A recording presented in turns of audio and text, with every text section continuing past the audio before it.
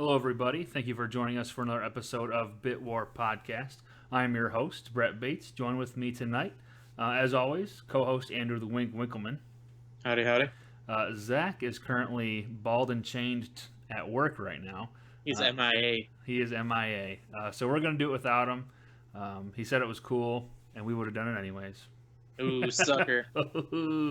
um, anyways, he is at work, so hopefully he's listening to this or watching it and catches our shade. If not, I'm sure he'll listen to the rebroadcast and let us know. Tonight's going to be He might be starting his own podcast after after this definitely. the Twitter shots and the. So tonight we're going to go over Wings trivia again, and then we're going to go over kind of our thoughts of No Man's Sky. Did it live up to the hype? What's wrong with it? What's good about it? And then we're going to watch the new Rogue One trailer. I know it's been out for a little while, but we've been on a little summer break from the podcast, but it's something that we really wanted to go over. So Yep. we're going to watch that and give you our thoughts of that as well. Webcams not working. It's set up for 3 people, and because Zach's not here, looks all jacked up, and I'm not going to spend an hour messing with it. So we're rolling without webcams, but you will see the trailer if you're watching live on Twitch. So Wink, why don't you start us off? Give us a Wink's trivia question, and I think you gave an extra hint last week. Drop that as well, and then tell us how to submit the guesses. Okay. Let me try. I'm trying to figure out, since we didn't really get any new guesses, I'm trying to figure out a good way to reword this and make it a little bit easier. What prominent PlayStation character, the character model, is based off a TV star? Now, people have been confusing that with, voice actors or anything like and stuff like that. But the character model is what the player, like the actual character, looks like, not like his facial features, but his height, his width, his length, all that stuff. That's what a character model is based off of. Yeah, kind of like Camille Luddington in the new Tomb Raider remakes. Yes, exactly. So it's with a character model specifically, not anything else. And this character model, it goes across 2 platforms, PlayStation 3 and PlayStation 4. So there's 2 really good hints for you, and you can submit your guesses to. You can tweet it at Bitwar Gaming, or you can email us at bitwargaming@outlook.net. Com. And the winner, the first correct guess, gets a $10 gift card to the platform of their choice. And now that PlayStation Network is going up in price, maybe that $10 gift card can ease some of the sting off of that. Yeah, those guys, evil capitalists. Just kidding. I love capitalism. I'm shocked. It was surprising that they decided to raise it, especially because they were right on par with Xbox. Oh, you can get me started. That's like a whole discussion for another time.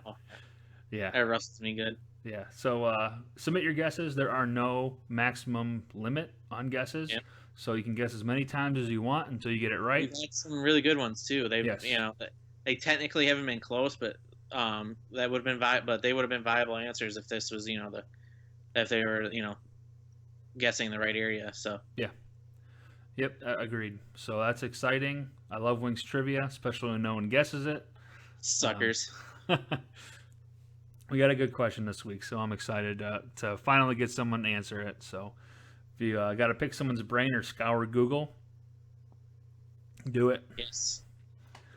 A wiki is extremely helpful for this answer. Yeah, there you go. There's a specific wiki page that is extremely helpful for this. All right, so another hint. You just got an extra. Mm-hmm. No reason why someone shouldn't guess it now. Real.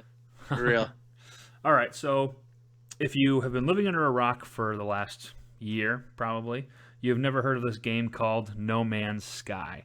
It is for PC and PS4. It is essentially a pure first-person exploration game. I guess there are kind of shooter mechanics in it, but it is not a shooter because that's not the primary focus of the game. It is about exploration, crafting, I guess, but primarily resource farming, yes, but primarily exploration. And so this game had a lot of hype living up to it in the E3. Was it 2015 and 2016 they made a showing for No Man's Sky? I think the first trailer showed was 13 or 14. Okay, so it's been a It was couple one of the, years. yeah, it was one of the E3s where they first revealed it. Okay, but it wasn't this past 2016 E3 though. It was before No, no, that. no. It's been, I mean, this they've been showing hints of this game for a long time now. Yeah. So it came out and during our little hiatus from the podcast, and Wink has some thoughts about the hype. Did it live up to it? I have thoughts as well, but Wink was the more animated, shall we say, about the outcome of this game. So I'm going to let him take over, kind of give you a rundown of what the game's about and what he thought about it. Yeah, yeah. I don't, like, I don't know how to really express this without, coming off as a complete ass. But I really patted myself on the back after the first week or so of initial impressions from everyone, because this game was completely overhauled with its day one patch. Like, people that got early copies of the game said the game completely changed. I mean, the resource management, everything changed with the first patch, so they had to kind of restart all the reviews. Wasn't And it a once, huge patch too? yeah, I mean, it was the size of the game. I mean, it was a complete change of everything. Like, I can't remember I don't know if this was planned all along, and it don't really matter if you do a day one patch or lot or whatever. But I was just, that was kind of surprising in itself. And then after about a week or so, some legit reviews and impressions started coming out, and this game, I'm not sure I've seen a more divisive game out there, because this select few that seem to like it absolutely love it. But to me, I feel like I've read a lot more bad reviews about the game, mostly because a lot of what was promised isn't even in the game. I mean, when you piss off a fan base enough to make where the creator of the game becomes a meme and a video tribute on Reddit, that's when you've kind of a lot of missteps. Like, I watched Angry Joe's video review probably twice now. It's 30 minutes long, and when his reviews are that long, it's never a good sign. No. Because With him, the the it, shorter the better. yeah, like, because yeah, I mean, because usually they don't go on long, about things they like. It's usually the things they hate is what they really talk about, and it's exactly what I thought it was going to be. Like, I called this from the very first playthrough that they showed at E3 of the creator, the main guy, standing on the stage, saying all these dots are planets that you can all explore. I'm like, okay, doesn't seem possible, but maybe. And then he showed some of the stuff, and I'm like, there's no way. Like, the original launch trailer showed all these unbelievable creatures and all this dynamic weather and all this stuff that you have to, over 18 quintillion planets. I mean, there's no possible way of this being a real game. And it turned out to be true. While there is a lot of planets and it's a technical feat, it definitely left out a good chunk of what it was promised. There's no multiplayer whatsoever. You cannot join legit factions, like, which I thought was kind of cool, because I love the faction selection in Destiny. A lot of the interspace battles you can't take part in. Like, one trailer showed this big epic faction galactic battle with all these tankers and stuff like that. There's nothing anywhere close to that in the game. And it's a great reminder of why you shouldn't pre-order games from, unless it's a studio like Naughty Dog, who has the clout to, you can unequivocally trust to come out with a good game. Because when was the last time Naughty Dog come out with a bad game? Yeah. Or like a Hideo Kojima game, is going to be a good game. Right. Unless it's from those major names or brands, you shouldn't pre-order games, especially based off of E3 trailers and stuff like that. It never seemed to turn out that way. Right. And I was listening to on my drive this week the Kind of Funny Gamescast, and they were talking about how just because the game is vast and has a lot to it doesn't mean it has character.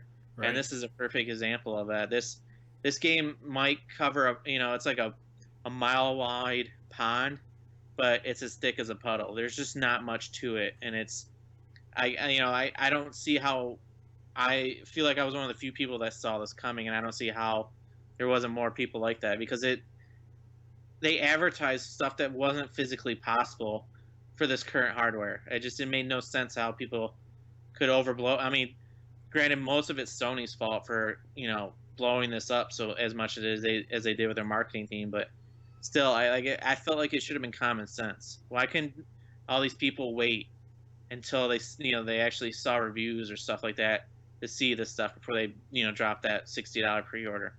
Right, because now this company has a butt ton of cash on things that they didn't deliver on. Hmm. Um, And they mentioned, like, before, they scoffed at the idea of paid DLC, and now, of course, after the game's released, they're talking about paid DLC already. right.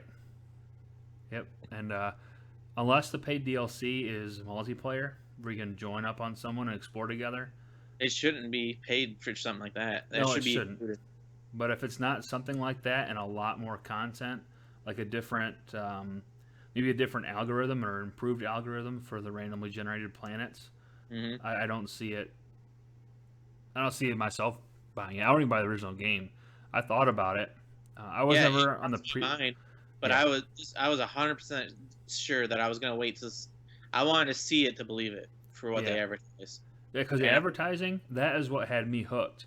And then I read the reviews that it was just all disappointment. They don't deliver. It's real shallow. You basically go Mhm. planet to planet and you're grinding the same thing, just trying to Yeah, collect yeah, resources to keep your ship running. It just wasn't. yeah, for your life support, for your gun. There's cooldowns on your gun. Mm-hmm. I mean, and my favorite part of the Angry Joe review is there they prove there is really literally there's no end game to this game. I mean, unless you're completely content on just a straight legit explorer, hopping from planet to planet, cataloging animals and stuff like that, more power to you. But there is literally no end game. They boasted about wait till you get to the center of the universe. That's what your goal is. Blah blah blah. And you know what the literally the thing is when you finally get to that center of that universe. You know what they do? Spoiler alert. Oh yeah, huge spoiler alert if you end up caring. All it is a pan out video of you of like it what it does is you click on the planet like you're about to like you would to land on it, and all it does is do a slow mo pan out over throughout the galaxies and the stars, not zooms in or anything like that, just with a little bit of music, and it lasts just a few minutes long. That is the end game for this. Like, I mean, how It's insulting is terrible. that? That's so dumb. What a And waste. and then the talk about how you can rename planets and stuff like that other people can visit, and then not until it's proven by players that they finally come out and say that there's no multiplayer as of now. Like, people weren't sure, they wouldn't actually say it until it was proven by video, people that would visit the same exact planet, and they had time logged Mm-hmm. you know, of them at the same planet, same spot, all that, and not being able to see each other. And then they finally said, "Oh, it's a server issue that you're on separate servers. There's no multiplayer as of now." And it's just one of the other things that they lied about. Right, because they said that if you and a friend happen to be near the same solar systems, you could see each other, not necessarily play with each other, but you could see each other's ships passing. They said that Hmm. outright, and it was Yep. just something And that it they was funny because failed to deliver. uh, yeah, the main I'm pissed that I cannot remember his name right now. But he kind of scoffed at the idea. He goes, "Well, the chances of that being really slim to begin with is, because the navigate from planet to planet is such a task. Like, you can't do a search by name or anything like that. You have to kind of scroll left and right with your cursor to select a planet to land on. Hmm. Like, it's for as much of a technical achievement as it is, because there's that 18 quintillion planets. That's legit. That's real. Yeah, But so much of it is not there, and that's the disappointing part. And it just kind of makes me hope that maybe this does well enough to where they can build off of something. Maybe because maybe the second version or the third version lives up to the initial promises, and that could be an unbelievable game. Yeah, absolutely. If they delivered on everything they promised, I'd have the game right now. We'd be Oh streaming heck that yeah, game, not heck this yeah! podcast, crapping Because on it. that, I mean, that is a game made for a PC right there. That would be an unbelievable game to play on a PC. Oh my gosh, yeah. Yeah, yeah. And which I thought I had heard that everything that they showed at E3 was all on PC. It was none of it was on the console.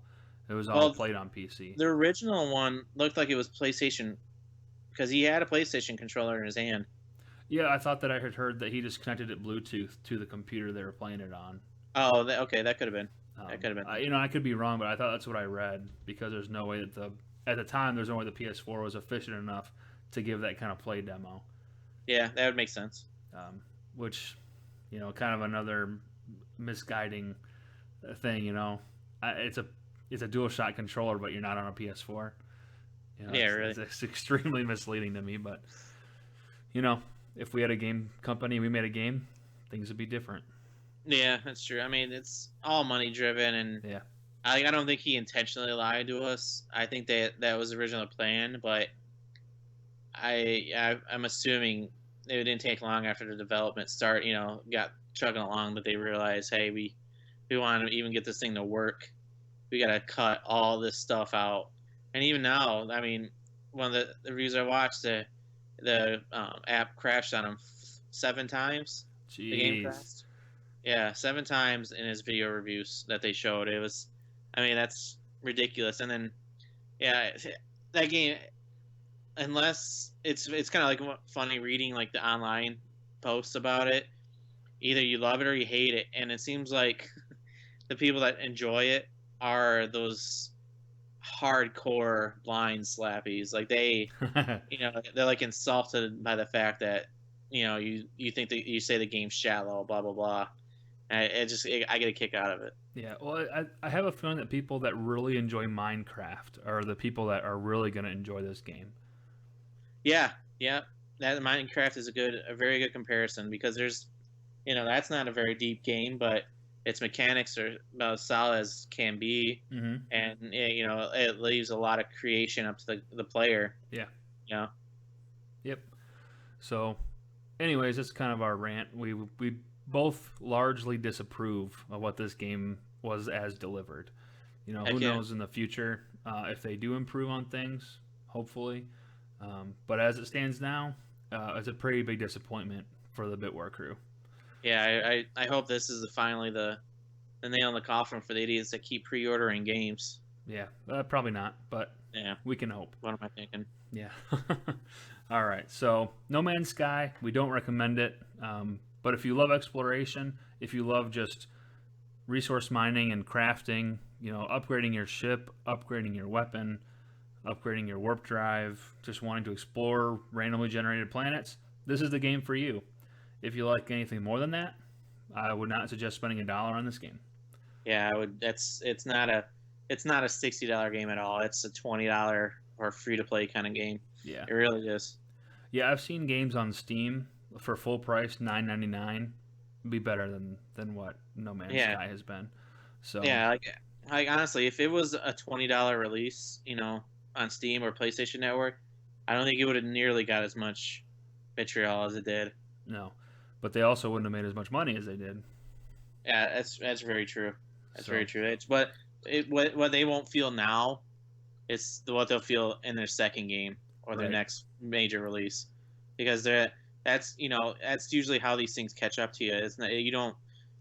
That's with like movies. All those pre-order tickets or the first weekend people go see it, and then you see a huge drop in ticket sales. Yeah. And it's the same way with video games. They won't feel it now, but any DLC that comes out won't sell worth shit. And then or there's a No Man's Sky 2. Good luck. You're gonna have to earn players, respect and money before the people, just shell out, $60 again. Yeah, no, that's true. That is very true. So, if you think we're wrong, you can tweet us at BitWar Gaming. Come at me. Yeah. Hashtag AskBWG if you got any questions for us about specifics.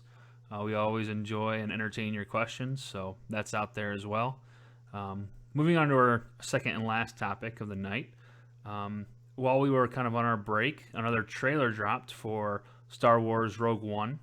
Or is it just Rogue One, a Star Wars story? I think is the proper title. Yeah, something like that. So we're going to switch over. We're going to watch this trailer. For you guys on Twitch, you can see it. For you that catch us on the podcast, there will be audio that you can listen to kind of get your appetite wet for this. So I'm going to switch over. I'm going to play it, and then we're going to talk about it here in just a minute.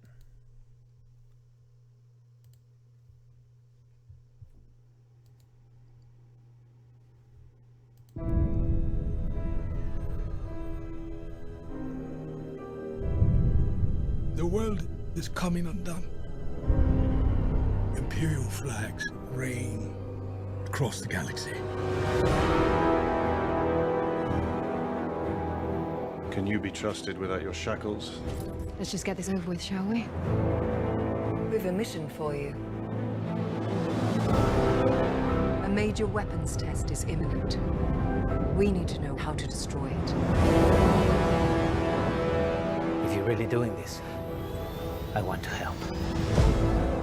Good. Good. I've been recruiting for the rebellion for a long time. We destroyed our home. I fight the Empire now. I fear nothing. All is as the Force wills it. The captain says you are a friend. I will not kill you. Thanks. There isn't much time. Every day they grow stronger.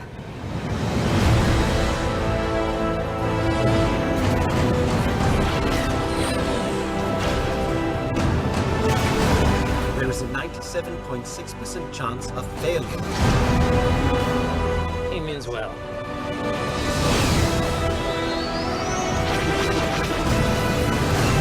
This is our chance to make a real difference.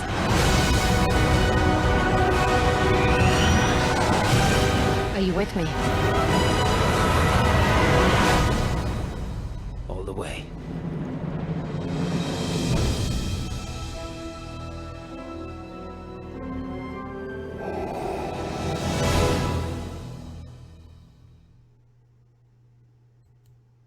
Yes, you did hear Darth Vader at the end of that. For those of you who did not get to see it,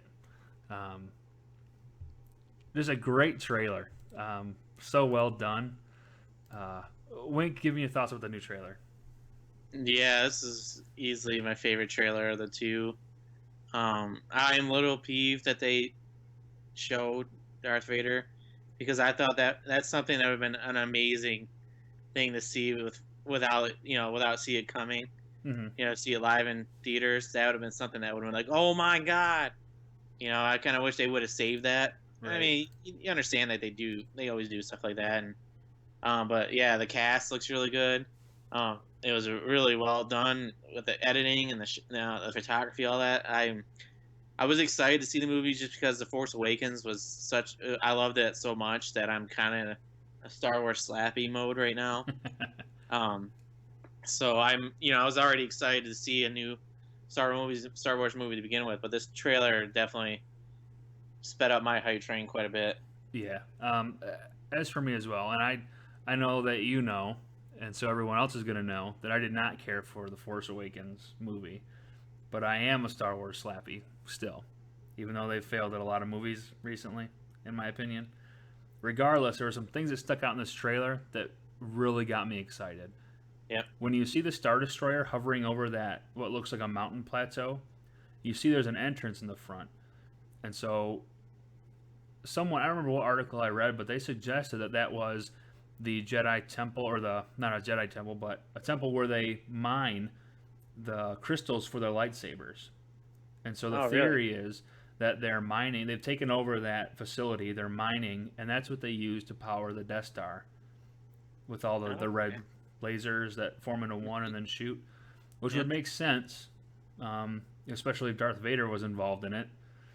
The design of it would make sense. Yeah, since he's got a lightsaber. Yeah. And was a Jedi. So that was cool. Another thing is a new ship they revealed, the U-wing fighter. I don't know if you caught that. It wasn't an X-wing, wasn't an A-wing.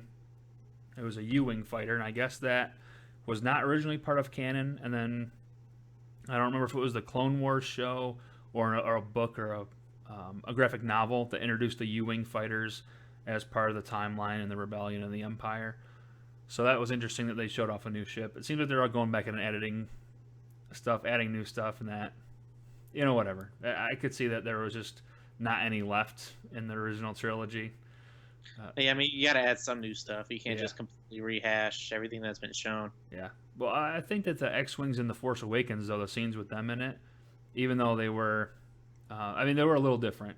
I don't know if you noticed that the engines on the X-Wings were a little different, little redesign. It wasn't the full... And maybe you could attribute that to being, just later in years down the line, so that's technology might have changed things, stuff like that, even though, seems like lightsabers don't change ever. Yeah, that's a fair point. So there's another thing that they introduced something new, which I thought was cool. The other thing is all of the shots where you get the new crew, the main character and her crew. Every time you get a shot of them, they have clothing with Imperial logos on them. So I don't know if that's just a spy get up or if it's they were with the Empire, they got wind of this rebellion, and they wanted to take part in it. Because that droid had Empire logos like stamped in it. So I didn't even notice that. Oh, I get the feeling it's to kind of fit in so they can get on the Death Star and and try to destroy it. My guess is it's for camouflage, to blend in and not stick out kind of thing. Yeah. Other than kind of like with Finn and where he turned his back on everyone. That would be my guess. Yeah, and I think that's the more probable explanation. But when it comes out, we'll see for sure. Yeah, when does that come out? Is it December? I believe so, yeah. 11th or 17th or something like that. But I think what the next big movie is, Doctor Strange, that's what I'm thinking of. Yeah. Okay. I was hoping it was before that, but nope, guess not. Yeah, it might be November, but it's either November or December, so it's I'm almost certain it's December. I think December 11th, I think you're right. Yeah. So I'm excited to see it. I'm far more excited for this than The Force Awakens, but I guess I'm in the minority in that category. Definitely. Force Awakens is outstanding.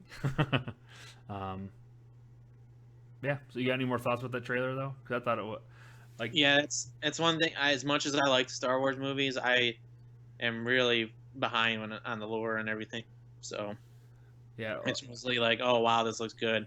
Let's go see it instead of analyzing it and the ships and the characters and the robots and everything. Yeah, and I think that bringing in all these new characters, even if they are, of I don't know, like even if they've been introduced a long time ago in like books and comics that most people haven't read, I like the side story and them introducing that because it does really give more depth to the Star Wars universe, which I think people have been wanting for a very long time. Yeah, exactly. And I mean, it not only is it a reason for Disney to print money, it gives fans what, as long as it's done right, of course. And now if they screw it up and it's not a good movie, then it's all for naught. But yeah, it gives people exactly what they like. It doesn't repeat. It's not this, whether it's, even though it's in the same storyline, it expands on it and without ripping off of an entire movie like New Hope or something like that. It's just a different area. Yeah, absolutely.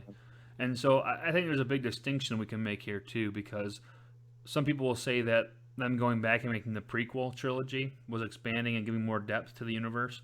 But I would argue that everyone who was any kind of standard Star Wars fan already knew the story of how Anakin grew up to be Darth Vader and had children, and it was with Queen Amidala, and Obi-Wan was there trying to train him and failed. Well, not necessarily failed, but because I mean it was pretty much portrayed pretty heavily throughout the original three. Absolutely. So it wasn't a new story that people needed an expansion on. And now if it was a better, maybe if it was a better trilogy, it would have been differently accepted. But the fact that it was just so bad to begin with just made everything worse. Yeah, You know, absolutely. with this one, I mean, it's the same universe, same, different timeline, but it's a completely separate story of a story we kind of knew Right. already know. Yeah, So the only part of the story that we know is that they get the Death Star plans and they enter them into R2D2.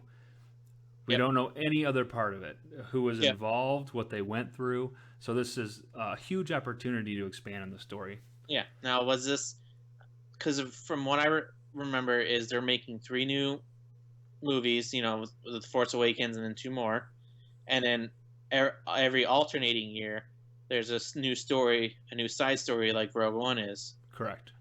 So there's 2 more movies with this kind of concept.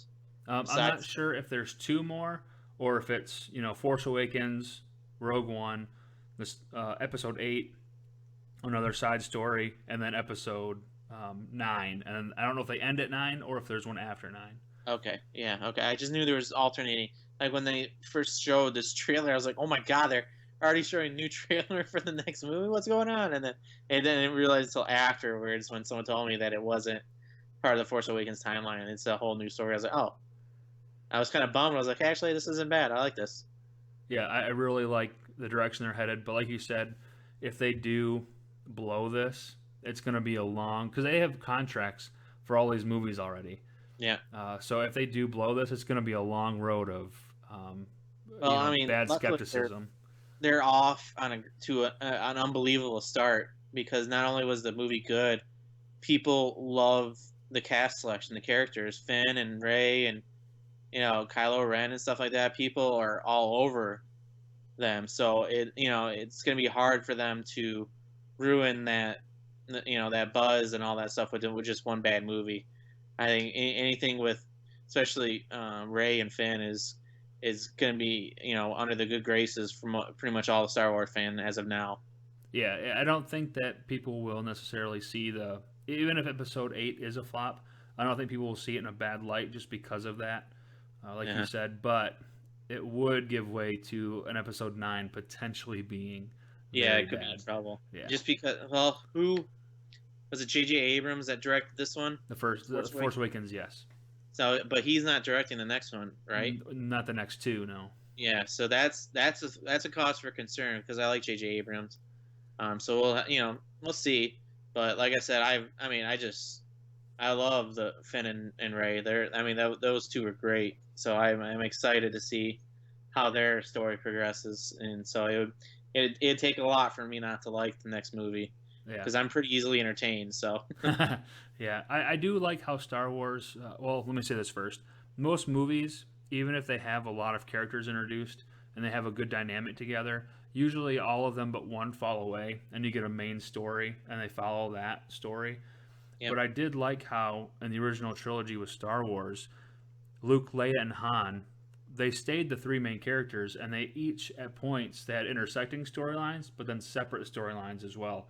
And they followed all those, which I really hope that they continue that trend with Rey and Finn. Yeah, especially because with how Rey got her power so quickly, I feel like that would be an easy one for her. Now with Finn, since he's the normal one of the group, we'll see. But yeah, it's about as good of a start as you could hope for as for a new Star Wars fan. Even if you didn't like Force Awakens like you did. I mean, the new set of movies is off to a really good start. Well, yeah, and I think that they set at least on a character perspective, they set a foundation. Because my big problem was with the plot. It wasn't with the characters, what they did with the characters. It was just the plot in general. Mm-hmm. So I think they, like you said, I will agree that they have set themselves up very nicely for at least Episode 8. Yeah, and then who knows, they might make a new star with this the girl. The girl that plays the main star in Rogue One, I can't remember her name, but she's already pretty popular. But maybe they can kind of set her off into a superstardom like they did with Rey and Finn, and maybe twist off another movie out of that somehow. I don't know. I think if they think it'll make money, they'll do it. Yep, I don't blame them. Yeah, no. I mean, there's not many franchises out there that can just print money right now, and Star Wars is one of them. Right. That with any Marvel movie and Star Wars pretty much are the two biggest ones. Yeah. Well, you have franchises there that you mentioned, Star Wars and Marvel. They're just generational, you know, and they relate to multiple generations, and that just kind of secures the continuation of that whole definitely. brand. So yeah, and it helps that the movies can also relate to multi-generation. It's not just the characters itself; it's the stories and everything like that can hit a broad audience. You know, so and then, unfortunately DC is missing that as of now with how bad Suicide Squad was. So they're not in the I can print money phase as of right now. They're not on that level yet. Man. They're in real big trouble. Yeah. Yep. Agreed. So that's all I got for this week. You got anything else to add, Wink, before we call it a night? I don't think so. I think that was pretty much it. Okay. Well, I'll drop this announcement now. I know Zach is not here, but he does know about this. Bitwar Gaming will be participating in the Extra Life 24-hour stream this year, which is on December 5th. We are setting up our Extra Life page as we speak. We'll have more information in the coming weeks for you guys. You guys can donate prior to the 24-hour stream, and during. Our goal, Bitwar's goal, is $500. If we can get $500, because our first year doing it, they recommended $100, but I'm being extra ambitious. I think we can. I think we can get enough people with friends, family, and the esports community we've built that we can get $500 donated, and that will go to the Corsair Children's Hospital here in Kentucky. It'll donate directly to them for children's cancer research. So just let everyone know about that. And once we have the website up for Extra Life, they're setting a website up for us for donation page. Once I get the information, we'll pass it along to you guys. So just keep that in mind and help us raise money for it. It's a good cause. Yeah. So anyways, as for Andrew Winkleman and myself, Brett Bates, this has been Bitwar Podcast. Everyone have a good week. We'll see you. Peace out.